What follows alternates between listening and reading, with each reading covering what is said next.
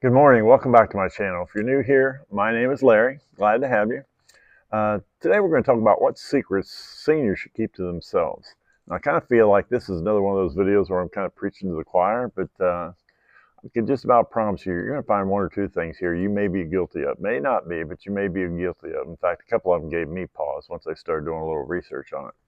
Of course, first thing you should never give out very easily is bank accounts, bank account numbers. Only with people you trust. Only with people you trust. That doesn't mean a multitude of people. That means one or two. My wife knows where everything is, and one of my sons knows where everything is. The son we're closest to, and he lives closest to us. He knows where everything is. So, but that's important. Keep those things to yourself. This is a kind of a no-brainer. Social security numbers. You know, I had to laugh when I saw it. Yeah, I don't give it out, but can you can you think of all the people, all the businesses, all the doctors that have your social number? I mean, tons of your dentist does, your doctors do, hospitals do, your banks do. I mean, uh, your credit cards, they all have your SS number. So it's kind of a no-brainer. But there was a time here recently about a year ago, I did a job for a guy, an investor. I had worked on several of his properties. And it came tax time, and he needed to send me a W-2, and he wanted my social number over the phone. And I knew the guy. I'd done several jobs for him. I said, no, I don't give that out over the phone to anybody. He said, but Larry, you know me. I said, I don't care. I'm not giving it. You send me the form, I'll fill it out, and I'll send it back to you. He kind of got over it, and I ended up doing another job for him. But the next time he made sure he got it before I started, so he wouldn't have to fool with it. But I just don't give it out over the phone. Just don't. Don't give out any investment details. Don't let people know where you've got investments, except again, your spouse or partner or son or daughter or somebody that you totally 100% trust. They don't need to know about your personal business. I don't think of my son knows where everything is. My wife knows where everything is. I mean, it's very small. I mean, it's not hard to track when you don't have a lot. But just don't give it out. It opens it up for scammers. I know when my mother-in-law passed about 10 years ago, it was a mess. We didn't know where anything was. Now, she left some things in really good shape, but other things, yeah, I have this account here and I have this account there, but there was no account numbers. We had kind of had to dig a little bit, but we finally got through it all. But I just don't want to leave that for anybody else. You know, if I should pass suddenly, I just don't want to leave that for anybody else. Here's a good one. Passwords and pins. Oh my gosh. Who'd have thought many, many, many years ago when we started doing email and things like that, that we'd have to have so many passwords, so many pins. And I'm sure if you're like me, I'm sure most of you have them written down because you get different passwords for different things and different accounts and different banks and different. It's just so confusing, so confusing. Um, but we have them written down, but they're in an easy to reach place. But unless you know what you're looking for, you never find it.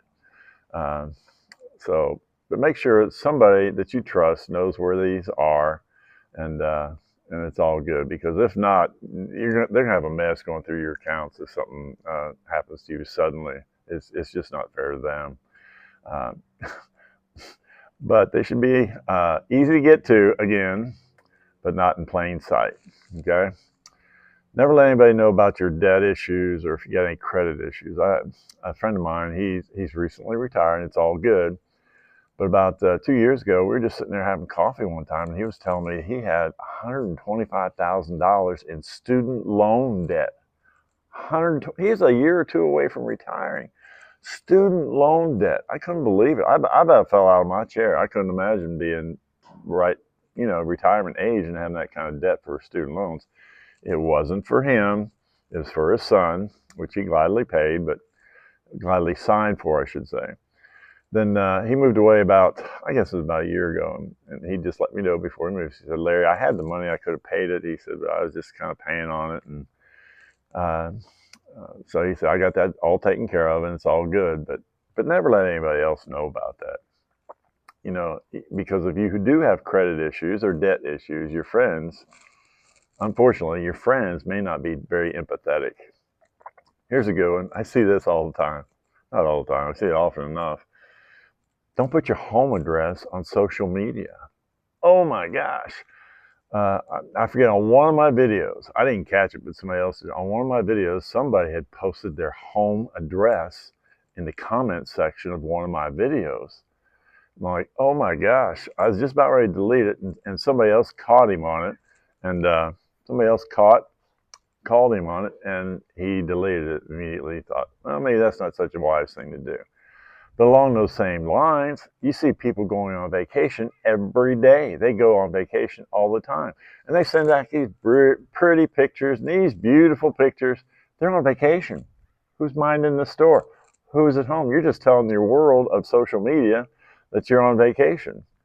I asked one of my friends about this one time. I said, why do you post pictures if you're on vacation? Isn't that like an open invitation? She said, oh, I've got somebody living there, so they can break in on them and that wouldn't bother you.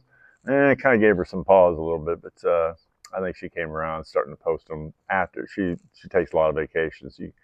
She's single and can afford to, so she does. And but that's fine. That's fine. But don't put your home address or vacation pictures on social media. Pictures after you get back. I mean, I just think that's like a no duh, but apparently some people do. Here's the thing, especially these days, is you kind of keep to yourself a little bit.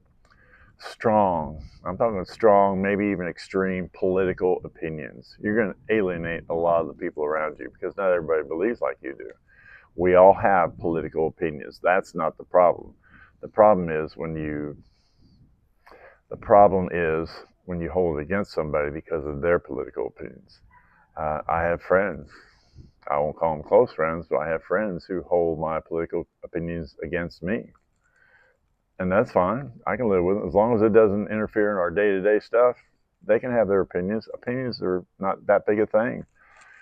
In the scope of things, it really doesn't matter that much. We all have our opinions, but it should not be something political should not be the basis of our friendship, and it isn't, because I'm very close to several people who have totally opposite political opinions than I do.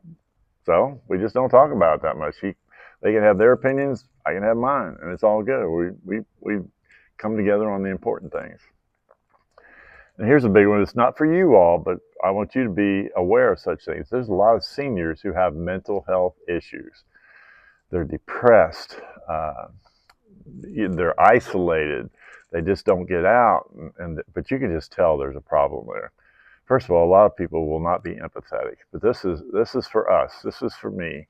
This is for you. We need to have a spirit of discernment so we can tell when people are having issues. Maybe we can help them. Maybe we can reach out to them. I have one friend I do this with. I won't say he's depressed or anything, but he is kind of isolated in his own little world, and we get together every once in a while. I get together just to encourage him. Just if he gets it from nowhere else in the world, he's going to get encouragement from me, because we all have struggles and we all have issues.